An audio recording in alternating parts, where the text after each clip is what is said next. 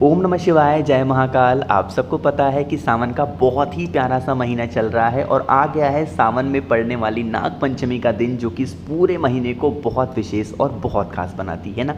आपकी लाइफ में अगर बहुत प्रॉब्लम चल रही है, यानी कि अगर आपके घर में पितृदोष लग रहा है, आपके घर में काल सर्प दोष लग रहा है, या फिर आपकी प्रॉब्लम बहुत ज़्यादा बढ़ती जा रही है ना, तो ये वीडियो आपके लिए है। पूज्य गुरु जी की कथा से सुन के बहुत अच्छे से बताऊँगा।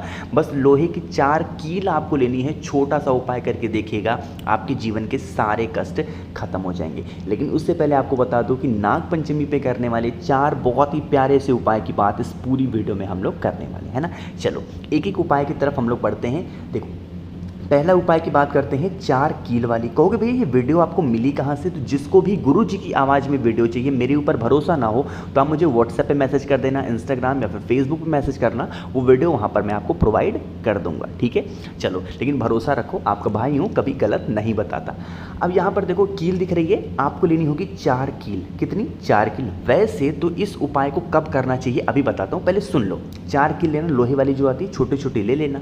उसको लेकर के कहाँ जाओगे आप? अपने घर में जो 4 कोने होते हैं ना, उन 4 कोनों के नीचे ज़मीन में उसको लगाना चाहिए। कब लगाना चाहिए? जब हमारा घर बन रहा हो। जो भी व्यक्ति 4 कील को जब हमारा घर बन रहा हो लगा देता है, तो कभी घर में पितृदोष नहीं लगते, काल सर्प दोष तो कभी लग ही नहीं सकता। ये तो इस चीज़ की एकदम मतलब प्रॉब्लम ही सॉल्व हो जाती है काल सर्प दोष की। लेकिन कहोगे भैया अब तो हमारा घर बन चुका है, हमारे घर में फर्श बन चुका है, हमारे घर में मार्बल लगा है, हमारे घर में टाइल्स लग चुका है, अब हम क्या करेंगे उन 4 कीलियों का? हमें तो पहले पता नहीं था। तो आपको क्या करना है, नाग पंचमी का पावन सा दिन आ गया है, पता है ना। आपको क्या करना है, उन 4 कीलियों को छोटे छोटे कपड़ों में बांध लेना, छोटे छोटे कपड़ों में बांध देना। अगर ज़मीन के अंदर आप उसको गाड़ सकते हो, धंसा सकते हो तो धंसा देना, तो बहुत अच्छी बात है। नहीं कर सकते हो तो आपको क्या करना होगा, आस्तिक मुनि का नाम लेके। किसका नाम लेकर के? आस्तिक मुनि का नाम लेके अपने घर के चारों कोनों में छोटे छोटे कपड़ों में बांध करके उसको कहीं पे ऐसे दबा देना, कहीं पे रख देना। जब तक वो कील आप घर में रहेगी, कभी भी आपको नाग नागिन के सपने नहीं आएंगे, कभी आपको सांप के सपने नहीं आएंगे, कभी आपके घर में काल सर्प दोष नहीं लगेगा, और पितृदोष तो कभी लग ही नहीं सकता। करके देखिएगा इस उपाय को। नाग पंचमी के पावन सा दिन पड़ रहा है, तो आप सभी को इस उपाय को जरूर करना चाहिए। समझ में आई बात? चलो, तो यहाँ पर हम सभी लोगों ने पहले उपाय की बात की है। आगे बढ़ते हैं इस वीडियो में हम लोग अपने दूसरे उपाय की तरफ। अब ये जो दूसरा उपाय है ना, इसको बताने से पहले एक छोटी सी न्यूज़ आपको देनी है, जो कि मैं अपनी तरफ से दे रहा हूँ। इसमें गुरु जी की कोई वो नहीं है, न्यूज़ है। उपाय तो गुरु जी की होंगे, बस एक छोटी सी जानकारी आपको देनी है। देखो, नाग पंचमी का दिन आ रहा है, बहुत सारे सपेरे क्या होंगे कि आपके घर पर आएंगे और नाग देवता को लेके आएंगे, कहेंगे इनको दूध पिलाइए, आपको पुण्य मिलेगा। लेकिन आपको पुण्य नहीं मिलेगा, आपको पाप मिलेगा। कैसे? देखो, जो सांप होते हैं ना, जो सांप होते हैं ना, ये कभी दूध नहीं पीते। तो कहोगे भैया तो पीते हैं, हमने कई बार पिलाया है। बिल्कुल पिलाया होगा, और मैंने भी कई बार पिलाया है। ये क्या करते हैं सपेरे, ये जो नाग देवता होते हैं ना, इनको 3-4 दिन पहले प्यासा रखते हैं। भूखा नहीं रखते, कुछ खाने के लिए दे देंगे, लेकिन प्यासा रखते हैं, पानी नहीं देते। तो जब 4 दिन के बाद आती है नाग पंचमी, तो जब ये सपेरे नाग देवता को लेके अलग अलग घरों में जाते हैं, तो नाग देवता पहचान नहीं पाते कि जो व्यक्ति हमें कोई चीज़ पिला रहा है वो दूध है कि पानी है। और दूध पीने के कुछ ही दिनों के बाद नाग देवता को हो जाती है निमोनिया, और इनकी हो जाती है डेथ। ठीक है, बात समझ रहे हो? पैसा कमाने के चक्कर में लोग ऐसा काम करते हैं। तो आप लोग क्या करेंगे, भले ही उनको पैसा दे दो, तो भैया हमें दूध नहीं पिलानी है, आप हमसे पैसा ले लो, आप जाओ खुश रहो, लेकिन हमें दूध नहीं पिलानी है। अगर हम पिलाना भी चाहेंगे तो हम पानी पिलाएंगे, दूध नहीं पिलाएंगे। मेरी ये बात मान लेना सभी लोग, आपको पुण्य बहुत मिलेगा, क्योंकि आप दूध पिलाओगे तो कुछ दिन के बाद इनकी डेथ हो जाएगी। निमोनिया हो जाता है इन्हें, और इनकी डेथ हो जाती है, मौत हो जाती है। इस चीज़ का ध्यान रखना। बाकी मैं नहीं कह रहा हूँ कि सपेरे आए तो उनको भगा दो, नहीं, भगाना नहीं चाहिए। सपेरे आए, उनको कुछ पैसे दे दो, दक्षिणा दे दो, भैया ले लो 10 रुपये, 20 रुपये, 50 रुपये रख लो, जाओ अपना आराम से। हमें नहीं पिलाना है दूध, हमें पानी पिलाने के लिए आप दोगे तो हम पानी पिलाएंगे। ठीक है, ये मेरी अपनी तरफ से, अपनी सभी भाई बहनों की तरफ से, मतलब मेरी तरफ से आप सभी भाई बहनों को एक छोटा सा रिक्वेस्ट था, है ना। चलो, अब हम लोग बात कर लेते हैं अपने दूसरे उपाय की तरफ, जो कि सिर्फ और सिर्फ नाग पंचमी पर ही करते हैं। अब यहाँ पर आपको दिख रहा होगा एक तांबे का लोटा दिख रहा है। इस तांबे के लोटे में जल भर लेना, ठीक है, जल भर लिया और लेके चले जाना महादेव के शिवलिंग के पास। इस उपाय को करने के बेनिफिट क्या हैं? पितृदोष, क्या एक होता है पितृदोष और एक है काल सर्प दोष। तो ये दोनों दोष आपके घर से हमेशा के लिए खत्म होंगे। अब ये कोई ज़रूरी नहीं कि घर का कोई एक सदस्य करे, कोई भी घर का सदस्य इस उपाय को कर सकता है, कोई भी, है ना। आप ऐसे महादेव के शिवलिंग के पास जाओगे जहाँ पर महादेव का शिवलिंग तो ऐसे हो, साथ ही साथ ऊपर इस तरीके से मटका भी लगा हुआ हो, है ना, मटका लगा हुआ हो जिससे ये पानी टपक रहा हो यहाँ पे। ऐसे महादेव के शिवलिंग के पास जाना। जो 1 लोटा जल आप अपने घर से लाए हो, जो भी व्यक्ति नाग पंचमी के दिन महादेव के शिवलिंग के ऊपर जल ना पहले चढ़ा करके पहले इस कलश के अंदर जल को 1 लोटा समर्पित कर देता है, उसके घर में कभी काल सर्प दोष नहीं लगता, कभी भी पितृदोष नहीं लगता। और अगर लगा हुआ है तो वो धीरे धीरे करके खत्म होना स्टार्ट होता है। नाग पंचमी को आप ऐसे मामूली दिन मत समझो, करके देख लीजिएगा। काल सर्प दोष कभी नहीं लग सकता और पितृदोष अगर लगा हुआ है तो वो धीरे धीरे करके खत्म ज़रूर हो जाएगा। समझ में आई बात मेरी? चलो, तो 2 उपाय की हमने बात कर ली है, आसान थे बहुत ज़्यादा, है ना।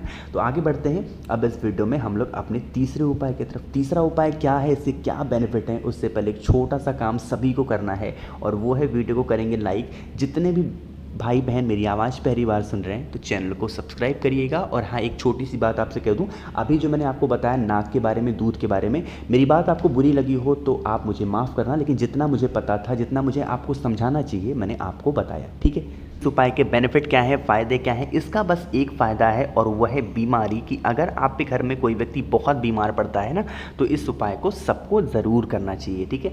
देखो, यहाँ पर आपको दिख रहा होगा बेलपत्र, बहुत ही प्यारा सा। तो एक बहुत ही प्यारा सा सुंदर सा बेलपत्र लेना जो कटा पिटा हुआ ना हो, ले लिया बेलपत्र। उसके बाद लेना होगा एक तांबे का लोटा और जिसमें जल भरोगे। कई बार बता चुका हूँ कहाँ से, अपने घर से जल भरना, है ना।